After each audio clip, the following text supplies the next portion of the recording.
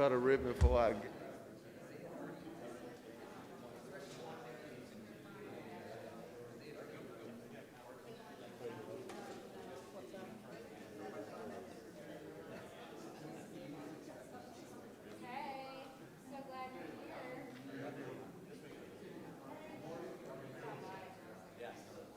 Yeah, this.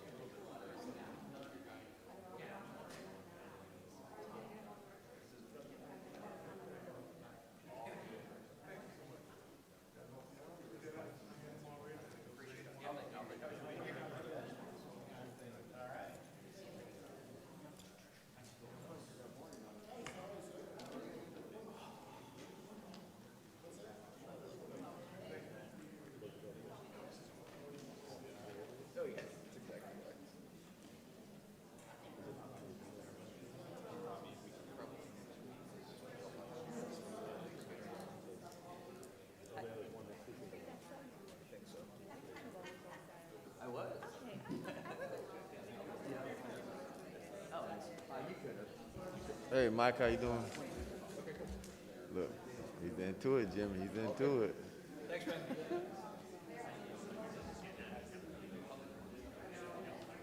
Oh, Jay's in the restroom. Shouldn't take us long tonight. Oh, that's Maria gonna talk a lot.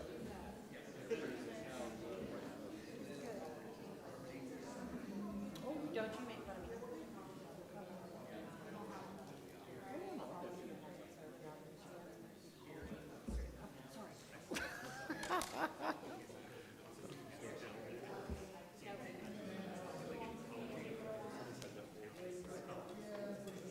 Look at Jay. You ready? That's all right. You ready? Good everyone. The time now is 5:30. We call the Leesburg City Commission meeting to order. If we can all stand for our invocation, I pledge to the flag. Can bow heads, please. Most gracious eternal Father, we thank you for tonight to live in such a great city such as Leesburg, Florida. We thank you for our city commission, our city manager, and the staff that make our city run so effectively and efficiently. We honor you. Thank you for the residents here in Leesburg, our business owners. We pray for prosperity. We pray for peace. We pray, God, through this COVID pandemic, you keep us all safe and you keep us healthy. We pray for a healthy city, a healthy community. And for that, we pray for around the world that we, God, can live a normal as life as possible. Thank you for the troops around the world that are fighting for the freedoms we so enjoy. We pray for our first responders, our police officers, our firefighters who take on dangerous tasks every day not knowing what the outcome may be, but they protect us. So we thank you for the many great people here in Leesburg. Tonight we pray for your wisdom, your guidance, and understanding that we can make decisions that will be beneficial for all that affect what we do here tonight. And these blessings we ask in Jesus' name. Amen. Pledge allegiance to the flag of the United States of America and to the republic for which it stands, one nation, under God, indivisible, with liberty and justice for all. Tonight we have no proclamations, and we have two presentations. Our first will be the Center for the Arts, murals. Yes, sir. Okay. Okay, before you go, if anyone here is for the Sunnyside project, that item has been pulled from the agenda tonight, so we don't want you to stay and expect to discuss Sunnyside. It won't be on the agenda for tonight. Maybe December the 20th. I don't mean to interrupt. Go ahead. We got a notice from the representatives of the developer on the Sunnyside that they had a conflict, so they couldn't make their presentation.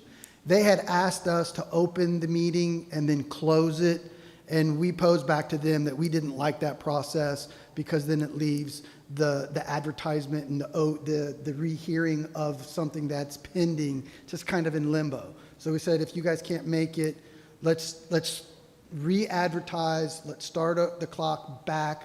We'll even do it on the city's dime. It's like $250 to redo the advertisement. Am I in the ballpark? Andy's nodding no. It's like $1,000. But I think it's still something we want to do. 'Cause it's a lot, but it's not in the big scheme. So we're in the process that we will re-advertise that second hearing, and it's it's gonna be on the Monday, December 20th agenda, 5:30 PM. And I'm gonna go out on the limb, I'm gonna say in this room. I don't think we're ready to go back to City Hall quite yet. That might be around the corner, but not yet. So for those for the sunny side, it'll be the 20th, this room, 5:30. Thank you, sir. Yes, ma'am. The floor is all All right. yours. Well, thank you. Good evening. My name is Maria Stefanovic. I'm the Executive Director at the Leesburg Center for the Arts. Thank you for having me here tonight. What I have included in your packets is our Lake Walls. It's a mural fest for historic downtown Leesburg. We have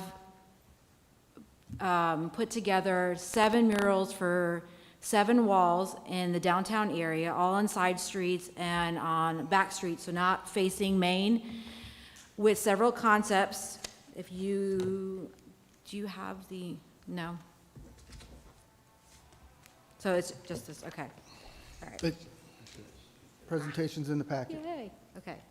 So a couple of the buildings that we have put together, or a couple of the buildings that we've recommended for art includes the Center for the Arts building, the Tropic building, parking garage, the Leesburg Partnership side of the We Share building, the Mystic Ice Cream, which is on 314 West Main Street, Renewed Day Spa. Sorry, I'm going really fast, so I apologize. So that's the partnership wall. That would be the front-facing Magnolia. This is our wall at the Art Center, so it would be, this is the concept for that all the way around. And then Mystic Ice Cream. This is Renewed Day Spa, which is, these are all side streets. This is the Heritage Museum. This is where Water Gypsy Coffee Company is. That is the concept for that. And this is just the process, so we'll go through that. Our intention is to, essentially, in 2018, the commission voted on, approved a master plan for downtown where connectivity and arts were the theme. And we wanted to create a festival that complemented our art festival and create murals in a 2-week time slot in March. So there are prices associated with costs associated to each mural, and we're looking to offset those costs with property owner investment, business owner investment, and then grants and sponsorship. So we've already gone through our Historic Preservation Board for approval, and now we're here tonight to get your approval. Is there any questions? So does the commission have any questions tonight? And we may be a ways from actually, I don't know the timeline on having to make a final decision, but I don't know the Center for the Arts Partnership Building and then where the historic museum thing is, the long-term viability of those buildings or plan for those buildings. So I guess I maybe would want to see us start with some of the others, and hopefully the next year or so we'd figure out what we're going to do with those buildings. Okay, so there's no cost for the city. Yeah, I'm just but there's cost for someone, so I was just kind of throwing out that maybe you wouldn't want to spend money on it. But if you do, I guess that's okay. Just the city owns those, and they may not be here long term. So, But they'll be here for what? The next 3 years? Maybe. I would say the museum. I don't. That's probably going to take us longer to figure out that. I don't know about the Arts Center going to be here for 3 years. We haven't had that conversation, but in a bit. I think the commissioner's input on that is one that the Art Center would want to consider. Mm-hmm. Their buildings in question. What are their long-term viabilities? There may be some on the commission who want to tear them down. There may be some on the commission who want to refurbish them. So the answer is, I don't know. Okay. 1 year, 2 year, never. Didn't we recently approve some money to improve the Center for the Arts building? No. Okay, I thought we did. Okay. And nothing that was outside of my authority, which is 50 grand. And that may be a discussion we probably have as a commission as to what we do before we say something tonight. 'Cause I'm not Right. prepared to make that decision tonight. But I think as Commissioner Roebuck said, when we go out, we don't want to paint them, and then we be looking like the bad guy. So we got to knock them down tomorrow, or we say we're going to put 50 grand or 100 grand in it, and they have to repaint them. So maybe if we're at this point, we need to make a decision as a commission on what our plans are, what our thoughts are, because I think the commission may change in 2 years, so it may be a whole nother discussion at that point. But I think, I like the idea. So when you get ready to paint the buildings, I guess my comment is, especially the city buildings, who's going to approve what the murals look like? So we have it that we are putting together a grant panel, and on the end of the packet, just so you have an idea of concepts, and the artists who would be behind some of these, gives you kind of an idea of what their style is and we tried to pair them with what would essentially complement Leesburg and the heritage of Leesburg and telling our story. So we would put together a panel of artists, city leaders. We've got a couple of designers on our panel. We invite one of the commissioners to sit on the panel, and then they would submit the concepts, and then we would vote on that. Okay, and I'd just like to recommend that we get someone from the community who's maybe in diverse issues, who may look at things a little different than most artists. Made the mistake at the community building where someone thought it was nice and artistic to put someone eating a watermelon, but it was very offensive to certain people in the community. Absolutely. So I may not be that person, someone in the community who can look at it from the other side and say, well, that may not be, Right. So that'd be my only recommendation for the panel. Yeah, and in that, Maria and I have had that conversation too, and I don't think the city commission wants to review every single mural that goes up, but I do think you want someone from the city to look at every single mural, so that if we question it, we can say, hey, we need to run this past the Gang of Five. And so I threw out Dan Miller's name to, Yes. somebody from planning and zoning. They would review that, and so that way, if the commission doesn't like something, we can yell at Dan. But that's a joke. Yeah. But in general, Maria and her group, and I think you guys know too, this went before the historic board a few months back, and the historic board really loved the concept. And so in moving forward, I think it's a cool concept, and ask Maria that she keep, at least someone from planning and zoning in the loop, so that at least someone from the city's looking at it. And if we have any questions, we can lasso it and say, we better run this picture to the city fathers. Okay?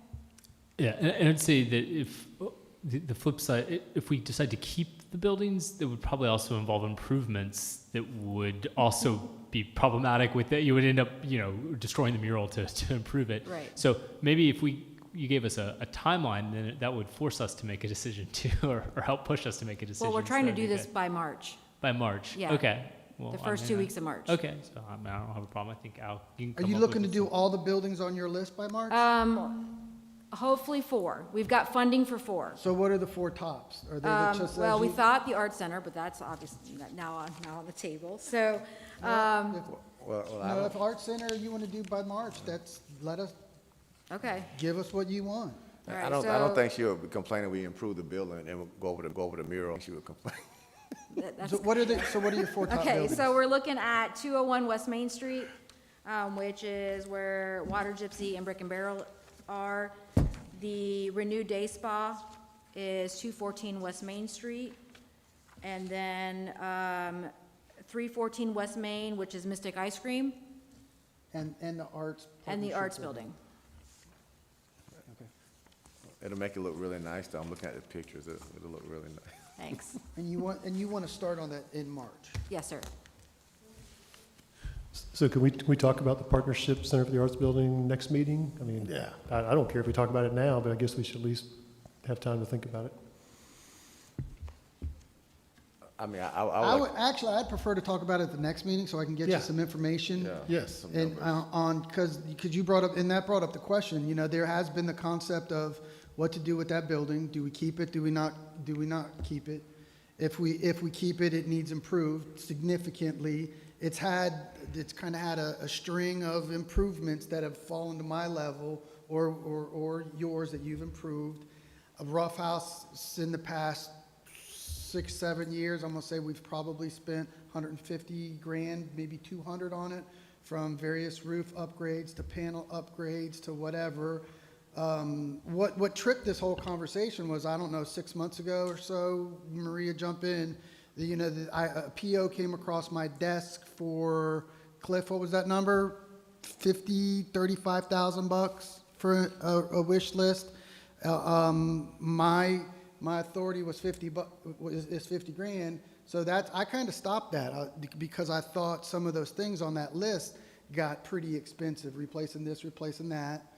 I had a conversation with Maria and Joni about, look, there's been concepts about this being talked about. I don't want to authorize a $35,000 PO and then have the commission say, Minner, you needed to tear that down, even though 35 is within my authority. So I said, well, go forth and, if you can get this number down to a certain level, like under 25 grand, that's something I think I can justify. I don't know if we made those repairs or not. We never did. So I think we put some caulk and we did the duct tape and then probably pacified it because Maria or Joni hasn't yelled at me since. So, but if we're going to push that envelope because of the murals and the concept and put it on the board, then let's go back and look at what the building really needs. Yeah, because I'm going to coin Commissioner Peterson, it's do it right or don't do it. And I think do it right is going to be a big number. Now, that may still be what you want to do because knocking down the building and starting over is going to be an even bigger number, but it does give other alternatives that we might want to talk about. But before you have that conversation, you need to see the list of what we've done to it and what needs to be done and where it can go. And so whether that's the next meeting or thereafter, but at least say, give me December or January to get it on the agenda and get everybody prepped to talk about it, we can certainly push that conversation forward. And I would be more than happy to give anybody a tour, so that you guys can see the building and the inside and out. So are you saying where we go? So are you saying one of the options would be if you went to the knockdown phase, you would propose to build a brand new building for 2 nonprofits? Is that what you're going to propose? I haven't said this in a long time, so I get to repeat a cliche. But if I was king for a day, I think that the answer is yes. Oh, okay. And I think I think the partnership office home becomes the post office where the chamber's at, because that's open, it's available, it's a mutual shareable room that has synergies that we can still work even under the grant of being an incubator. But then that leaves all the storage that the partnership has for all that equipment. So we need a place for that. But we also need a place because our recreation storage facility that's off of Hall Street, that thing is a disaster. So so if we put about $500,000, it's going to be a $500,000 building up in that area, then we can design a facility that will house that equipment, city equipment, and we can have a happy marriage. The art center becomes extremely complicated to relocate, and there's so that is the impediment of finding the art center the right home. But if we can do that, then you open up that lot to do something completely different, to have a focal point in the community, different Main Street programs that we've talked about where there's maybe that's the band shell area, So I think there's a lot of concepts we can do. I think that comes with a big price tag because I think finding the art center a home becomes in the millions. And because I think you got to find it the right home. Maybe it's the Historical Society, and then that building needs some work. I think it's something we need to talk about. And versus, so an expensive fix, which gives a lot of different options and different things and flavors you can do to the downtown and really change the downtown. Or probably, my guess, my swag is going to be $500,000 to keep everything the same but make it work. So that's, I think that is a 5-second, well, it's been a 5-minute. So, yeah, and I want to move along, but, so when you come back to us, will that include an estimate to include the I think building? yeah, and that's why I need the extra time. I want to go back and review how much we have spent, because I told you 200 grand over the past 5-6 years. I need to confirm that number, and then what is wrong with it, and go back to that list. And I'm sure that that was, that $38,000 one that made me blow up. I'm sure that's the tip of the iceberg. There's the yes. Yes. So 38,000 was an expensive Band-Aid, and we've Man, already put 38,000 made a you couple blow of up? You talking about $38,000 millions? Band-Aids on it. Now, that's not saying we don't put a Band-Aid on it, but it's saying that at least as your city manager, that's a Band-Aid that becomes over my job description.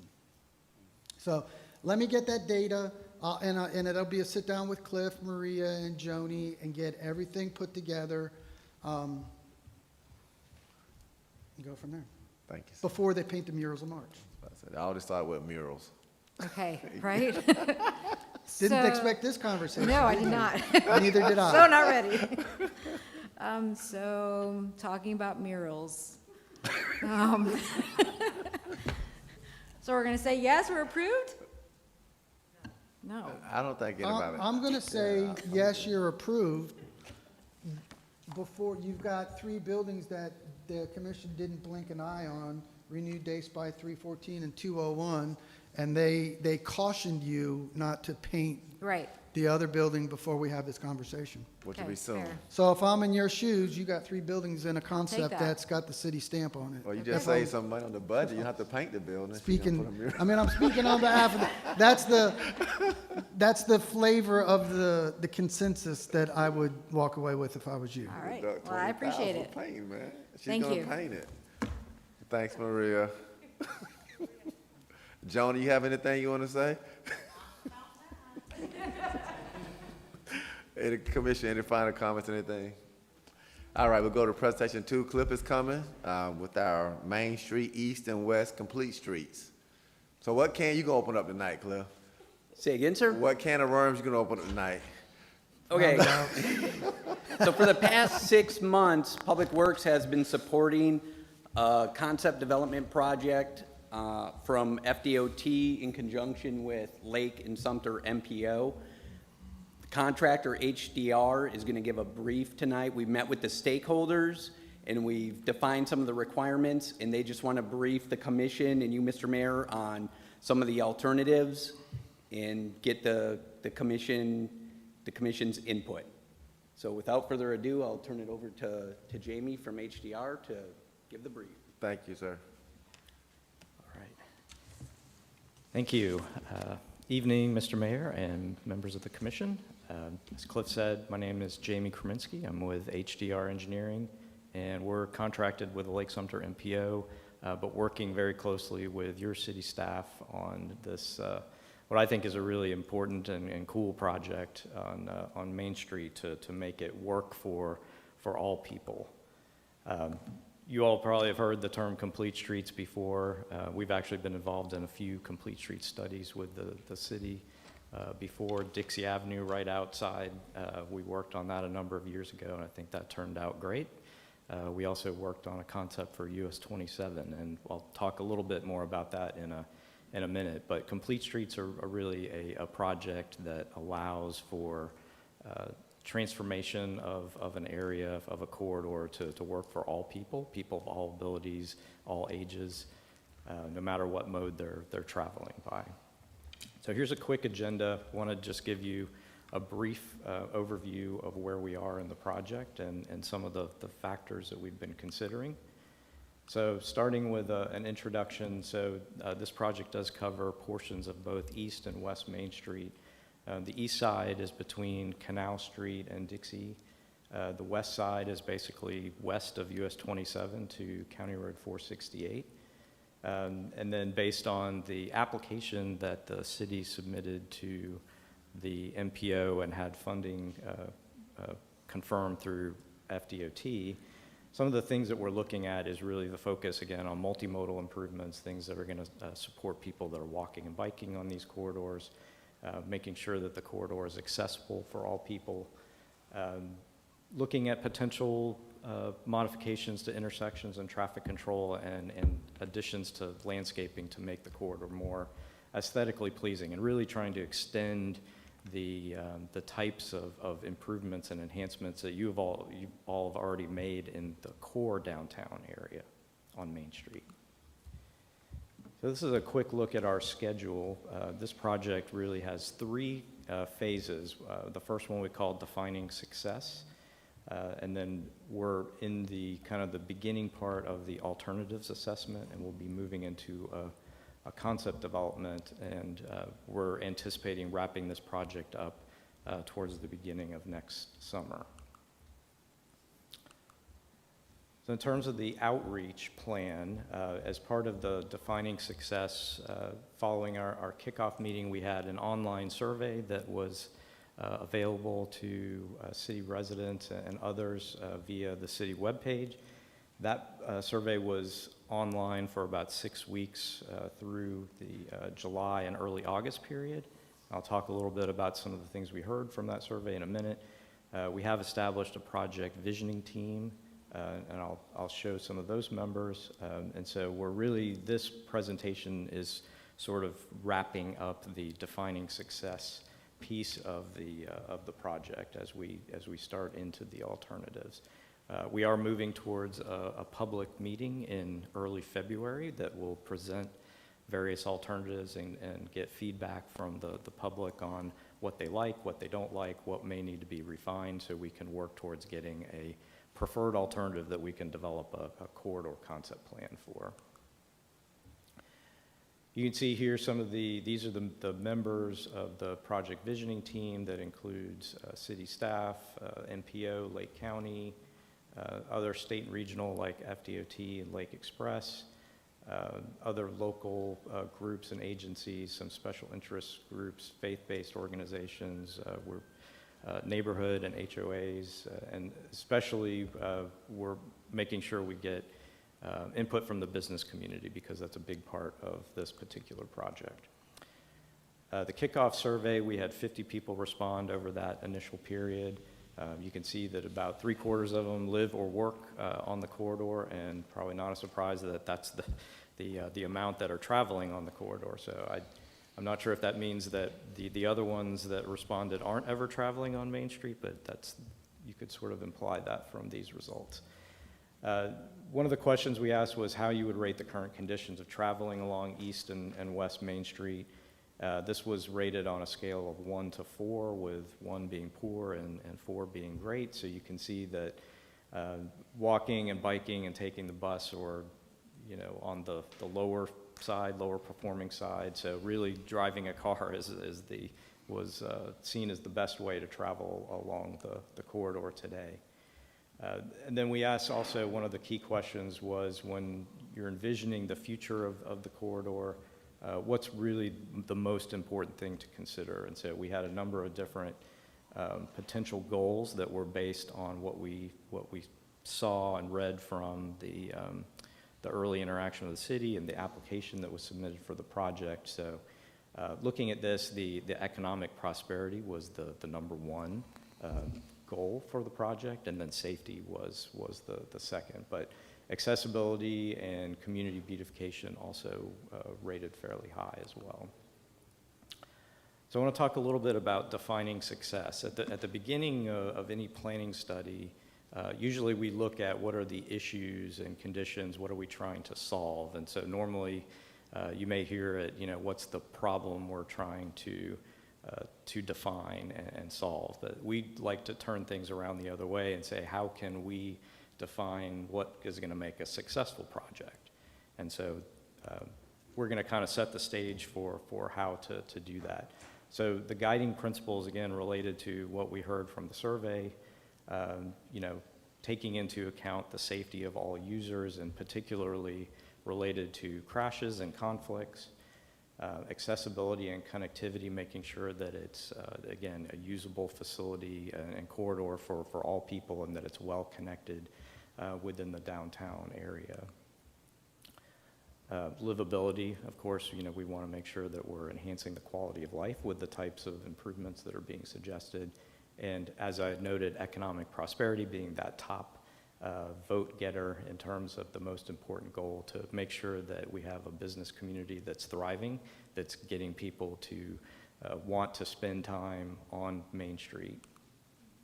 And then the community beautification, again, really tied into the aesthetics. You've already done a wonderful job with the section of Main Street that's just to the east of US 27, with really making the street look great there. So, again, looking to extend those type of improvements further to the east and west.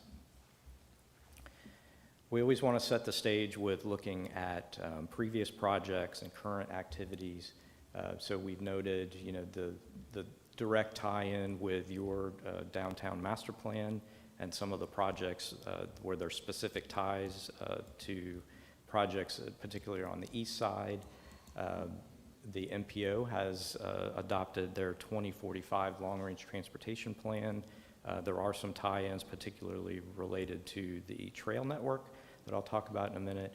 And then I had mentioned earlier the previous study on US 27, which was a complete streets corridor study that basically looked at from the southern entrance into the city up to US 441, and how we could make improvements there to make the corridor safer, more aesthetically pleasing, and better for the business community. So this particular area really ties in well. It's kind of a nexus of a lot of different trail connectivity, both existing and planned in the future. You can see on this map, and so we're looking to make sure that the projects and improvements that come out of this Main Street study will tie in well with the proposed connectivity of that network. The US 27 project, one of the components that we ended up looking at, originally we were working to look at a lot of medians and potential for landscaping in the medians, but we were finding that because there's so many driveways and access points, that it was really difficult to propose a lot of medians, because people were going to have to make U-turns or try to circulate to get to those, and the circulation available on 27 is just not very good for a lot of the corridor. So an idea that we had that was a little bit out of the box was to propose a series of roundabouts with, we had 3 roundabouts. The center one was at Main Street, and between each of the roundabouts would be full median openings. So the roundabouts support the U-turns that would need to be made for people accessing different sites between Yellow Jacket Way on the south and Line Street on the north. So that's something that FDOT has in their kind of conceptual plan, and looking for some potential opportunities to move that project forward. So we're not specifically addressing that as part of this project, but just having that kind of in the background, that is something that could be advanced or looked at again in the future. This is the map of existing land use. We just wanted to note here that there is really kind of a wide mix of different types of uses, from retail to residential to industrial, and so making sure that we're accommodating all the different types of vehicles that are using the corridor, all the types of users that want to be using the corridor. We also looked at existing and historical traffic volumes. And we collected some traffic volume data, including volumes, vehicle classification, the mix of cars and trucks, and then also speed data. So this first slide, it's a little hard to see, but the traffic volumes range from about a little less than 5,000 on the east end of the corridor to about 13,000 on the far western portion of West Main Street. All very well within what you would typically expect on a 2-lane facility.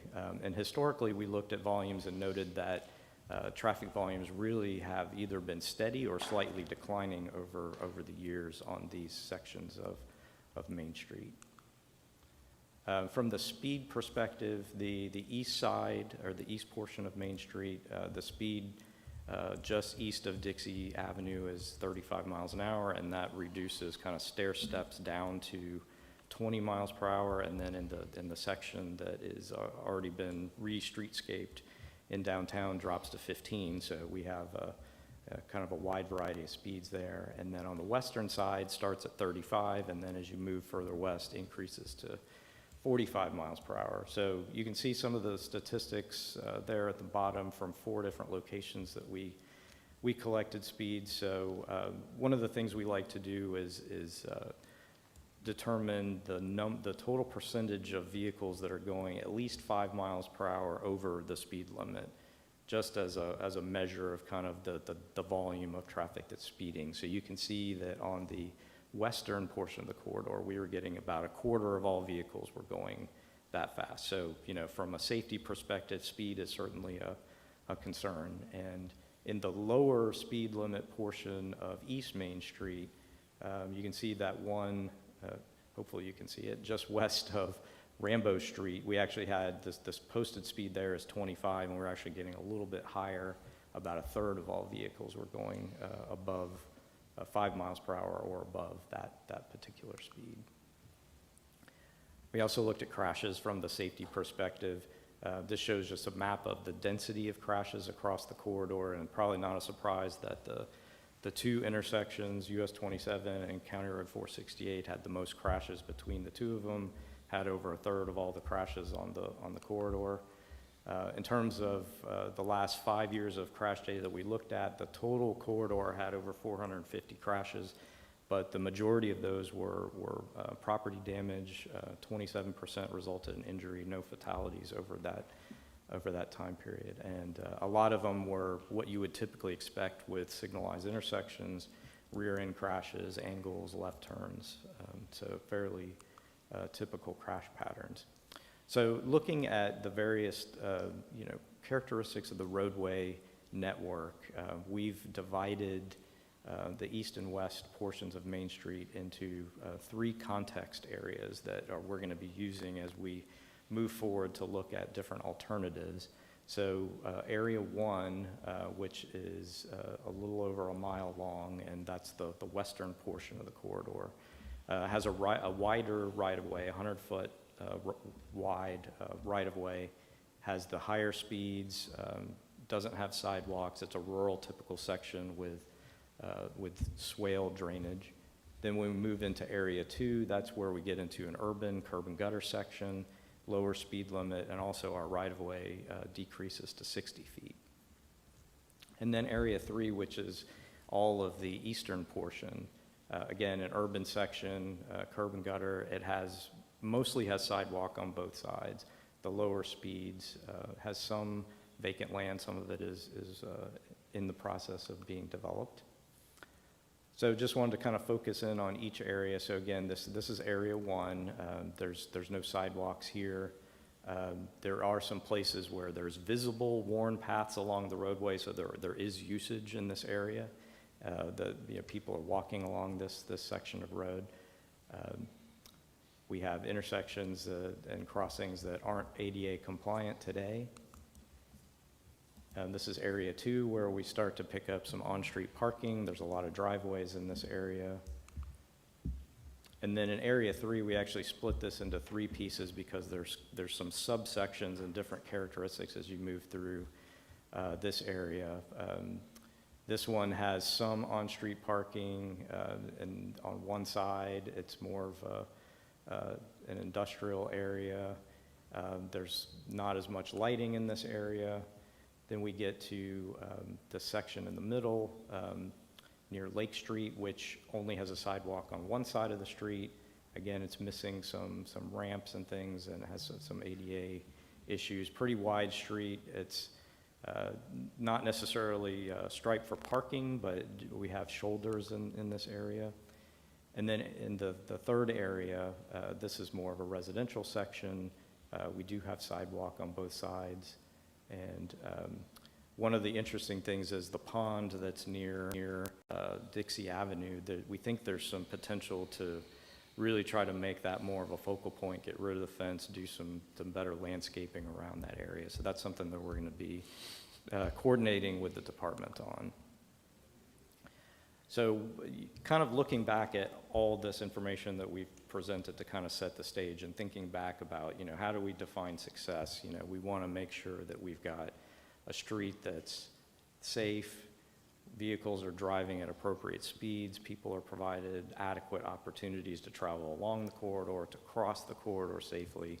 So these are some of the types of things that we can be considering as we start to develop our different alternatives. Things like roundabouts, which provide an opportunity to not only enhance the aesthetics with some landscaping, but slow people down. Roundabouts are proven to be a safer type of intersection compared to other types like signals. Obviously, with street trees, another way to bring aesthetics. Chicanes is another way we can better manage speed, and that's a potential that we can use in some areas of the corridor. We are looking at some places where we might want to do vertical deflection, which would be like a raised crosswalk or potentially a raised intersection, and those would be more probably closer into the downtown core area. Looking at some places where we can have islands at our crossings, allow people a two-stage crossing where they can wait in the median and have refuge while they're waiting for a gap in traffic, and then some other types of traffic control to make people more visible and people more aware of their speeds. And then, our typical types of, bicycle and pedestrian improvements, sidewalks, trails, bulb outs to narrow the crossing distances. We can use those anywhere where we have on-street parking as a great place for those. So this is where we are right now. Our next steps is we've already started working on some preliminary alternatives where we're going to be working with city staff on kind of fleshing those out a little bit more, and again, working towards, we have a December meeting with the project visioning team scheduled where we're going to be going through some of the alternatives with them. We're also going to be establishing some criteria to evaluate each of those alternatives, and those criteria will be closely tied to those guiding principles. And then, as I mentioned earlier, we're going to be talking about some additional outreach at like that public meeting in February, so we can select a preferred alternative. So that concludes my presentation. I'd be happy to answer any questions that you might have. Any questions from the commission? Are there things that, as a commission, that we need to be doing to try to push this forward? At this point, I think, our collaboration with staff, is probably sufficient. I think once we get to a point where we have a concept plan, a preferred alternative, that's the point where you all can be pushing to try to get funding for that or looking for ways that it could be implemented. Yeah, I mean, I know on Dixie we were able to kind of get it included when they were doing the resurfacing, and unfortunately they just resurfaced part of East Main Street like 3 weeks ago. I don't know. I haven't been down West Main Street. Did they done that? No. No. So I don't know if that's something that we need to look about reaching out, because that's, I believe, county road, Right. in terms of trying to include things if they were to look at potential resurfacing, maybe communicate with the county there. Yeah, that's absolutely, that's a good step. Right. How can we reach out to the county on the West Main Street and let them know that kind of we're looking at this, so if they're looking at resurfacing, make sure that we can talk through what we might want to do. So I know Mike said from the MPO, it's a priority. Like what level of priority will this fall under? Is it something the MPO is saying high priority, or we're just going through the steps, and what type of funding should we be looking for, or is that something we should be lobbying our state legislators to help us get through? I'm sure Mike can probably add more to it, but I think the simple answer is, I mean, the MPO does have some funding that can be applied for to help push this into design and also construction. But there's certainly other opportunities, with the new infrastructure bill. There may be some opportunities. I think there's like $6 billion in that bill for safe streets, which includes things like complete street projects. you want to add something, Mike? Tell us something good, Mike. Well, Jamie's right. There's funding available for these type of projects. Once we have a project to advance, I would suggest the city submit it to the MPO for funding consideration. The county is on our project visiting team, so they're aware, they're part of the project. So when the resurfacing project comes up, that's a great opportunity to save. It's an economical way of getting things done because the crew's already out there, and so those are two opportunities. And then the infrastructure bill just got passed. There's going to be a lot more money coming down to the local level, and so this is a fairly economical project. It's not going to cost a lot of money, so those things can go far pretty quickly. So, Thank you. 27 the same? that was a really interesting project, and I'm really glad of working with Jamie and his team on the concept they developed. I think we were just out ahead of DOT at the time. It was innovative, first project like that in the whole state. They haven't forgot about it. That's a tough corridor right there. So, Right. 115 driveways in that 2-mile stretch, and it's a tough corridor to improve and maintain access and throughput. So, Okay. Whatever you guys can do to help us. Cliff, I know you're gonna right. do your best to coordinate with everyone. Yes, sir. Any other questions? Yes, sir. I'll just point out, because it's kind of something that I learned sitting on the MPO board, is you don't ever want to ask the state legislature for an appropriation for roads, because all it does is it takes money from every other project and says, you have to use it for this project. It doesn't actually give you any new money. Oh, okay. And so they would just literally just take it away from one Leesburg project and give it to another one, which we could accomplish by just asking the MPO to switch our priorities around. But the lobbyists love to push that because it's easy, because everyone wants to say yes because it doesn't cost them anything. Yeah. So, yeah. So. Any other comment, Al, anything? Thank you very much. Appreciate your hard work and what you do for Leesburg.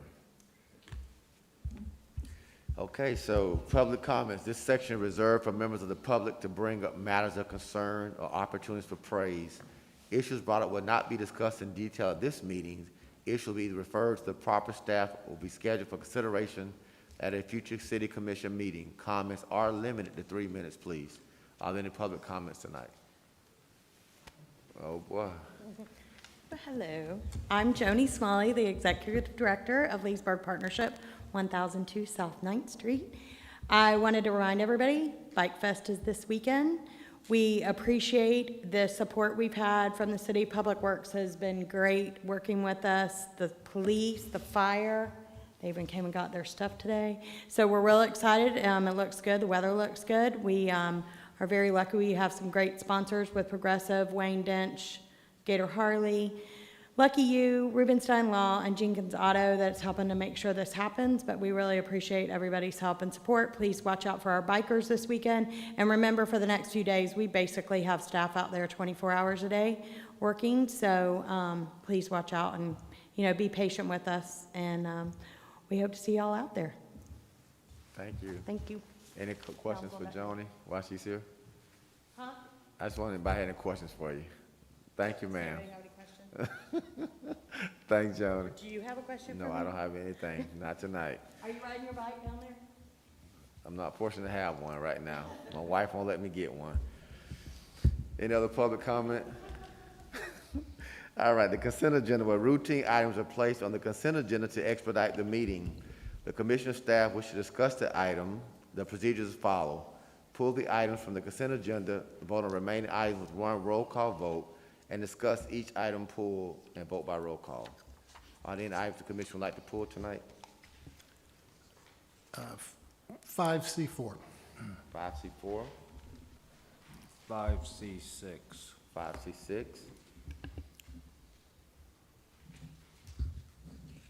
No other items, we'll approve the remaining items. Make a motion to approve the remaining items. Second. Motion moved and second. Roll call, please. Commissioner Connell, Yes. Commissioner Roebuck, Yes. Commissioner Bury, Yes. Commissioner Peterson, Yes. Mayor Christian. Yes. Item 5C4. Would like to introduce it, please?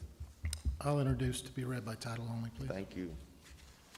Resolution of the City Commission of the City of Leesburg, Florida, authorizing the mayor, city clerk to execute a task order with GAI Consultants, Inc.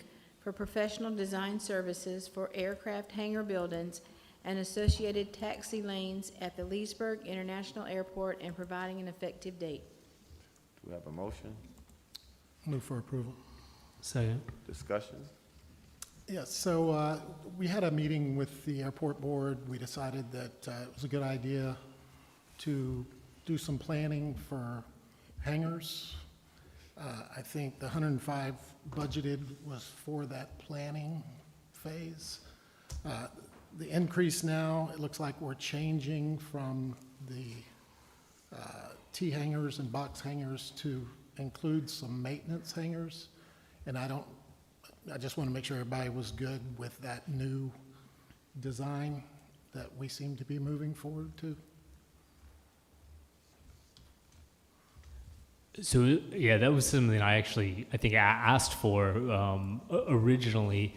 And the reason why is that when my hangar came up, the two other people bidding it were both commercial tenants, and they can't use the box hangars or the T hangars because they don't meet the right, I guess, codes for it. And I think the feedback from the airport board was the same way. Is we've got a lot of aviation businesses that need space, and like small space, not big. In fact, one of the two that looked at put in a proposal on the last hangar said that they didn't actually really need one that big. It's just they couldn't. The box hangars were plenty big, but they didn't meet code. So I think this is a way we get some businesses hopefully out there. I think we do need to make sure we have strict standards though for those businesses that they're actually like gonna have airplanes in them and not doing whatever, just subsidizing rent. Yeah, in fact, and I was gonna ask just that they look at the feasibility of staging some of the commercial ones first, if that works.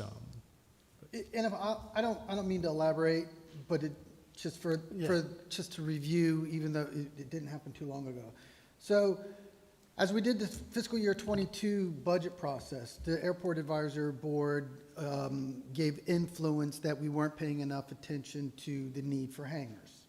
We had a group meeting. I think from that there was a bunch of discussion, but at least what staff walked away with, which I think that was the general consensus is that we do need to pay attention and construct some hangars. We even talked a little bit, I think, subsequently about how we can flip-flop some of our funding from the state. But the directive from this body, as encouraged by the advisory board, was to pull from cash money from the airport fund. And we're sitting on what, 2.23 million bucks, cash to start the design, so that those projects would be ready to go and be easily flip-flopped as we cycle with state grant money. So we went down that road. Tracy started that. We got and that's where the budget number came from. So the budget was the initial swag from our consultants. How much is it going to cost to design this? 105,000 bucks. We put that in the sticker. That became the process. So that number was always a out of cash number. So as we advised the airport board was like, well, wait, great, love that we're doing this, but we should also need to look at the maintenance concept. So it became T hangars, box hangars, and maintenance hangars. So the original concept that we left as a directive from this body was go forth and get a design concept on hangars. So we did, and that initial concept was 28 T hangars. It's basically in that open space from, I'm going to say, the bottom of the hill, up the hill to 441, from the existing hangars to where entryway is kind of Echo-ish towards the east. That square of area, 4 lateral buildings that kind of went box hangars, T hangars, T hangars, box hangars. And that design was 7 box hangars, 14 T hangars, 14 T hangars, 7 box hangars. Presented to the airport board, a rough construction estimate of about 3 mil. Build it as we go, build it as we get money, but let's design it all now, 105 grand. That's where they said, well, let's look at a modification and get some corporate or the maintenance hangars. So that swag became, okay, the top row of 7 box hangers, then 2 rows of T hangers, 14, 14, then 1 row, instead of 7 box hangers, it would be 4 maintenance hangers. So the maintenance hangar is a little bit bigger, like 60 by 60, a little more construction costs in there with oil separators and different drains for whatever kind of type of business might in there to be a little more conducive to business. So that concept increased design for those reasons. Oil spreaders, little more complexity with the maintenance hangers to 129, 840. That was in your packet. And the 3 million was the estimate, unofficial estimate for construction. My guess is the maintenance hangars is probably going to kick that up a little bit. 325, 3.25, 3.5 now. Nothing to get or be in a bonnet about at this stage. But the way we wrote up the presentation was the recommendation from the Airport Advisory Board. So approving as is means that we're going to engage and go with 129 and design the concept that's the 28 Ts, 7 box, and 4 maintenance hangars. Now, mind you, that can be flexible as well as we get into design. We can flip and flop kind of priorities a little bit. We designed it that way as the initial kind of concept that came from our consultants, which was we want to build from top to bottom so we don't interrupt construction.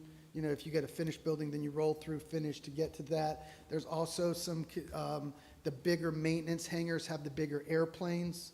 So we wanted to keep those closer to tarmac, so that's why that's at the bottom of the hill versus the top of the hill. So as we get into more design, we can tighten that up. But our recommendation is to move forward as the airport board advised, which is the 129,840 for design of those 4 buildings and do the math, 28, 7, and 4 hangars. And then we'll come back to you as appropriations and grant funding becomes available and as we start shifting some stuff around and accomplishing fuel farm and those type of things. And we think some money will hopefully open it up in summertime where we can shift. And then as we get towards the end, we're looking probably like 6 months design. So as we get towards the end of that, we'll be back to you hopefully with some grant monies that we can shift around.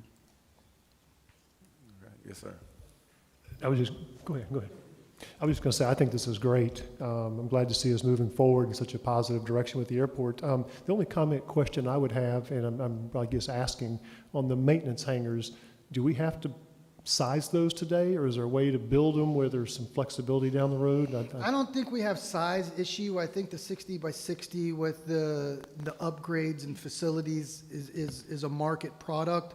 But I do think what we need to do, which I think is going to be, again, we need to determine it later, is we have the checklist, the waiting list. So we know certain planes want to get into T hangars. We know certain planes want to get into the corporate hangars. Right, I understand or that the part. box hangars. I'm looking at the maintenance On the hangars. maintenance hangars, that's a little bit different animal, so we probably will be recommending to you a more of an RFP process. Okay. And if that's going to go more business-centric, then we need to do more of a bid, get highest, best, top dollar for that.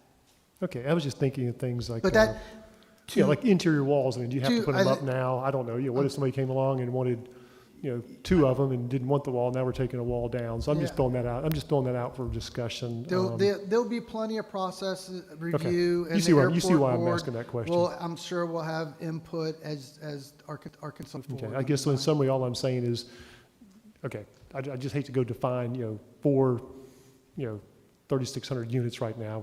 Maybe we need to mix them up down the road or something, but I'm good. Thank you very much. Any other? Yes, sir. You got Yeah, something? and just one other thing. I had a question, and I heard y'all mention it a couple times that these are located, you use the word the hill. And I had a question from someone asking me, I mean, it's good to put planes on a hill. That doesn't affect Look, getting the them hills- in. I mean, it's, The hill's not Mount Everest here. I understand, but we have used There's a slight incline from Airport Drive to 440. Yeah, I thought his question was about to be, where's the hill? you know, I just don't, taxiing airplanes is Look, usually on the. I call the Dixie retention pond the Grand Yeah, I got you. Canyon too. That's probably a better description of the hill, but Yeah. we're not talking about a major hill where your airplane's gonna slide off. I understand, but it's not going to be a problem. We're not going to have to be No. moving a lot of dirt or any of No, those. it's a good location. It's one of the only available locations. Oh, I got that. I got And, that, and I but- think it's probably more of where we put on the property and size of aircraft from taxiway to the back, which would be 441, and how we prioritize construction. Okay, The hill doesn't pose a problem. okay. Henceforth, we'll never call it that again. So if a lawsuit comes, we know somebody plane rolled down the hill. Any other comments from the commission? From the public? Roll call, please. Commissioner Roebuck, Yes. Commissioner Berry, Yes. Commissioner Peterson, Yes. Commissioner Cunnell, Yes. Mayor Christian. Yes. Item 5C6 is a resolution. Someone like to introduce it, please? I'll introduce, has to be read by title only. Thank you. Resolution of the City Commission of the City of Leesburg, Florida, creating a fee schedule to host concerts at Pat Thomas Stadium and providing an effective date. Have a motion? Move for approval. Second. Discussion. Commissioner Cornell. Yes, I did pull this. I just want to get clarification. I don't see any issue with giving this a try. I just want to make sure that first and foremost, it's going to stay a baseball field, that we're not going to be canceling Lightning games or Leesburg High School baseball games because we booked a concert. Yes. And I'll elaborate. Obviously, this concept comes from the commissions and some other of the community's input to make Pat Thomas more of a multi-use facility so that we don't use it just for baseball. Having said that, baseball is the #1 priority in the summertime for the high school and the intercollegiate league that we have, which runs, June to August. But so that leaves basically 9 months out of the year, though, for the facility to be used in a different manner.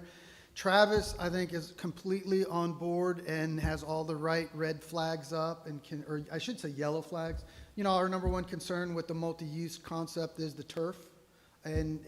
There's a bunch of different setups we can do where we do concerts or venues or whatever, where we use the grandstands, so those stages would be out in the infield. It could be over the pitcher's mound, it could be over home plate, or it could be something bigger that's like out second base area. So we've set it up in the past that way. Our existing portable stage works really well, that you don't have to chop down the pitcher's mound. We have some scenarios. The #1 thing there is we want to make sure the turf is okay. So we go into it with that caution. The fee schedule set up for $500 a day.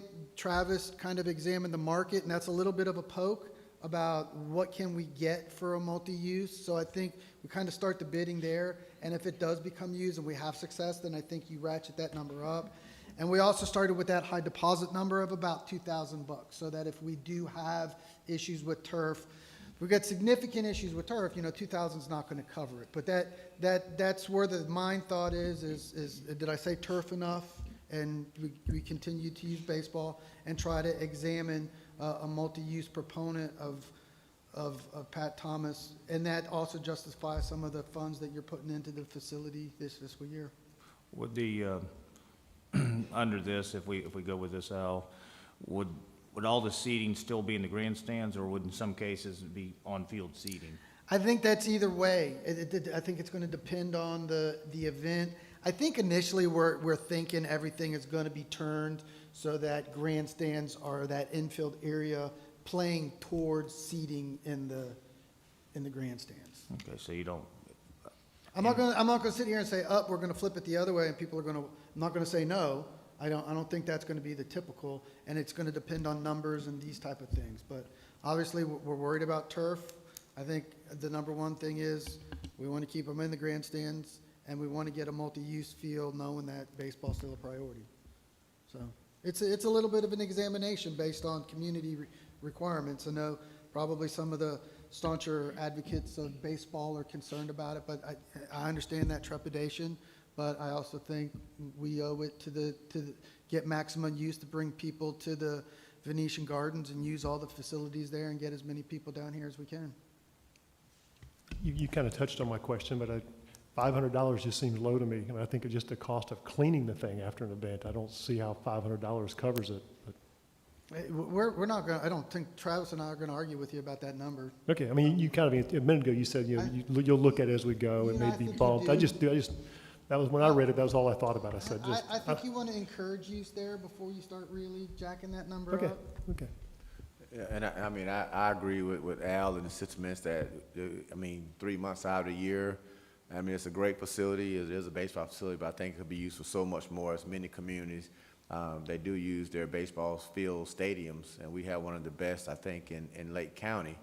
But I also would like to see us look at usage, and it is $500 for groups who, I think the Chamber of Commerce uses for their teacher appreciation event. And I would not want us to tell the Chamber, give us $2,000 and charge you $500 for an event that we're giving money to sponsor.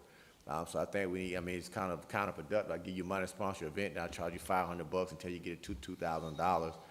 So I think we also need to look at our nonprofits in the community that want to use this. I mean, I know you got a local promoter who says been approached. I mean, if you're going to be charging $50 to get into a concert, that's one thing. But if you're going to do a community event, I think that's something we look at as well. That's going to just bring people to Venetian Gardens for maybe something that's going to be a Teacher Appreciation Day or something that's good for the city of Leesburg. So I hope we gave Al that permission to look at who's renting the facility, if it's going to be good for the city and may not mess up the turf, that he can look at waiving some of those fees and make sure that we do have proper uses. And I think when we're doing the design, that we make sure Leesburg logos is prominent, so people are taking pictures, putting it on Facebook, that Leesburg is seen around the world.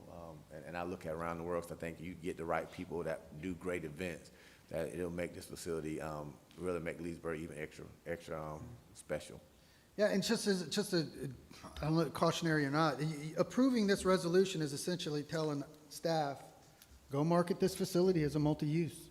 I don't think that means the Eagles are going to come and do a concert there, but it's going to Have faith. then we do have a turf issue. No, but it does signal to the community, we're going to use this as a multi-use concept.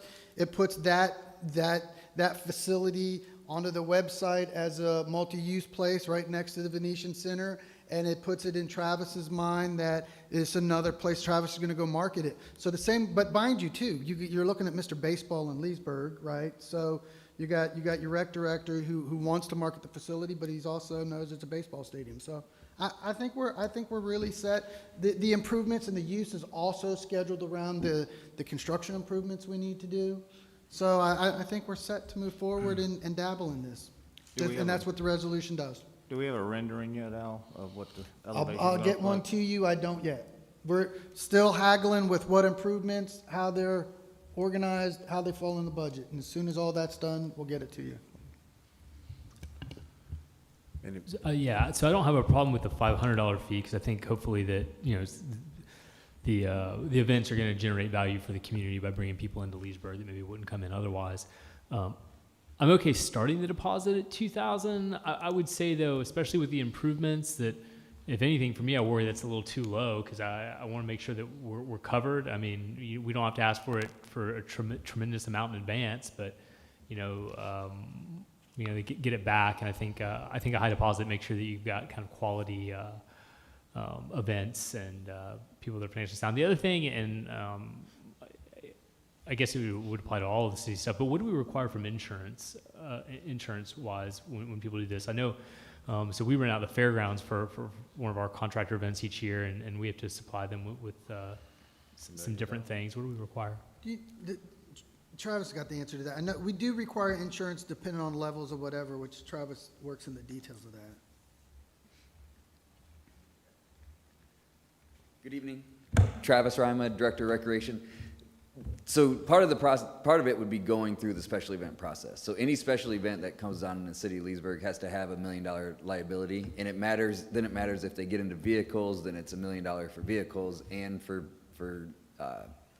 participants, and but it's $1 million per event and part of that special event process. Thank you. And at special events, Travis, knowing what just happened in Houston at a concert, are we having any kind of limitations on, I know we talked about standing on the grass, so overflow crowd, so security, all that things go up through that special event process, and are we gonna be making sure that people adhere to what they say when they put on that application? Yeah, so part of that special event process goes to the special event committee, which we have Lieutenant Romanelli is the PD representative on there. And that involved, the application, they have to tell us if they're using RPD, if they're using security, and all of that has to go through Lieutenant Romanelli on that process. So they don't sign off on it unless they're comfortable with the safety that's being put in place. And if some of the concerts get to the level of what we would like them to be, we're probably gonna have to look into the emergency plan like we make for Bike Fest. Then you get the PD, fire, everybody together and comes up with a full safety plan. To go over Travis, that. would the 500 number trigger the commission review with that too? Isn't that So the magic number, that number comes here? doesn't, it's a 30,000 participant, or 30,000 spectator number that triggers to come back here. But I do think if we start getting large concerts, then there's other ways we need to come back and look at $1 per ticket. If they're talking about having 20,000 people here, then we charge them $1 per ticket, on top of their deposit. There's the level of concerts that we're talking about right now are not going to trigger that. But if it takes off, I think we'll come back here and look at how are we going to make this better for the city of Leesburg. So just my last question on security. So we give them an option to use our police department or having their own security? Yes, they can select their own security, but it's only if our police department is comfortable with that. So if it's a large event, they're gonna have RPD there. They may have some of their own security there, but they'll have RPD will also be involved in that. Very similar to what we do at Bike Fest. I mean, we don't have enough PD to be around every aspect of Bike Fest, so they bring in some other people to do that. And I know you play it by ear, but I'm more comfortable with if people are doing concerts, especially at night, that at least they hire one of our police officers to be on duty if they're doing their own security. I think sometimes people aren't as truthful, and they may not know that if I put a flyer out in the day of social media, if I put a flyer out, put something on social media, I'm not just hitting Leesburg, I'm hitting the whole region. And so we have to be, kind of cautious on a lot of outside people coming in and being overwhelmed and not being prepared for what may happen. So, just keep an eye on that just to make sure we don't get caught off guard. Agree. And I'm trying to think of any medium to large size event, especially one that has alcohol, that we have not had RPD there.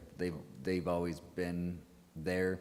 A lot of times where they can select their security is like our fishing tournament, where they just have a security guard make sure nobody gets in the boats. So I'm not talking about no county. right.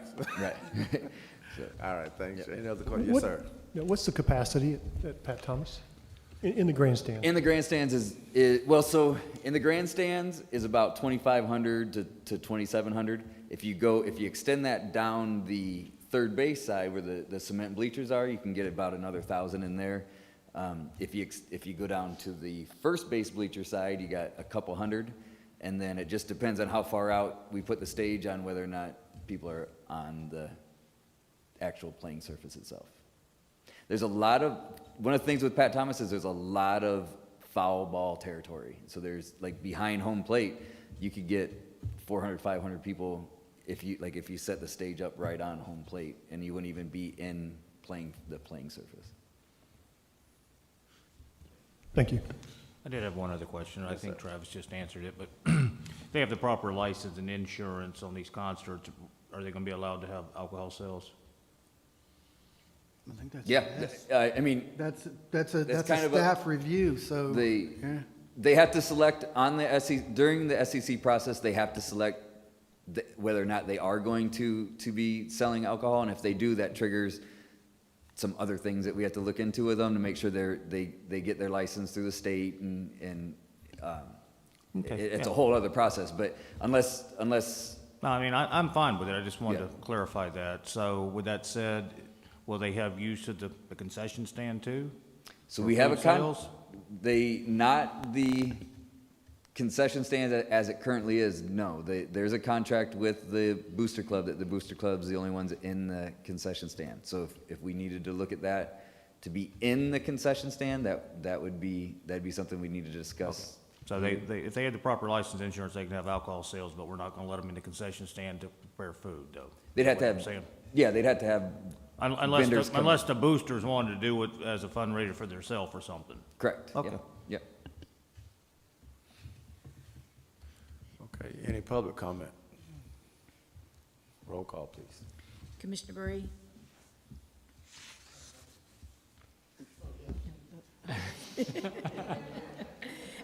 Commissioner Peterson? Yes. Commissioner Connell? Yes. Commissioner Roebuck? Yes. Mayor Christian? Yes. Thank you, Travis. No second reading, no first reading, information reports, none. City attorney items. Nothing tonight. Thank you, sir. City manager items. Nothing. Roll call. Commissioner Peterson? Nothing tonight. Commissioner Bury? Commissioner Roebuck? Nothing tonight. Commissioner Connell? No, ma'am. Mayor Christian? Tomorrow, I think we have a big event Travis is doing, and Al, Al's too. I'm gonna let Al talk about it a little bit. I was like, baseball? What top off? Travis, Oh, he- the Travis, he top- done- oh, yeah, we only spent $20 million, and I don't know what you're talking about. 20 million.